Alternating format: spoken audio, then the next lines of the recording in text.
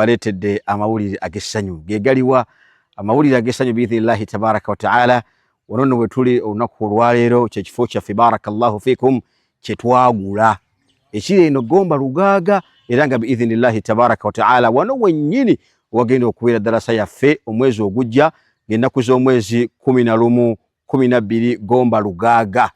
Allahu akbar. Baganda bange ab'ebitiibwa, ekifo kino biidhnillahi tabaraka wa taala kyaffe nga ffe abasiraamu era ffe abakigula kitegeeza ki tujje mu ddalasa biidhnillahi tabaraka wa taala egenda okubeera nti teekeddwa wano. Awo nno wenja okusabira mikwano gyange baganda bange Allah subhanahu wa ta'ala bye yasitula mu madaala abalinamu ku ttooke tuyambeko insha Allahu tabaraka wa ta'ala ku ddalasa eno okubeera nti eyimirirawo.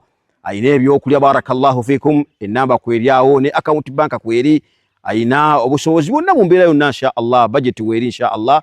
Buli musiraamu abirenga akwatako kyakwatako tuyimirizeewo darasa yaffe eno biidhnillahi tabaraka wa ta'ala. Kansibeyo ne hadithi ya sahaba ayitibwa Amir bin Uqba yagamba nti likulli mri'in fi dhilli sadaqatihi yawma alqiyama.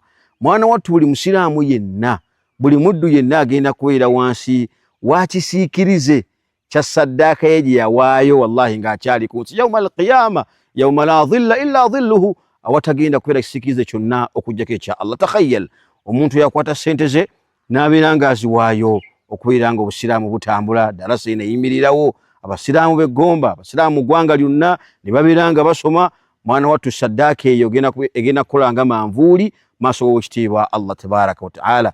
Wenja okuwulira baganda bange abali mu bifo ebyenjawulo mu Uganda yonna, darasa eno ya nnaku 2, nnaku z'omwezi nga 11 paka nga 12 tujja tusome insha Allah.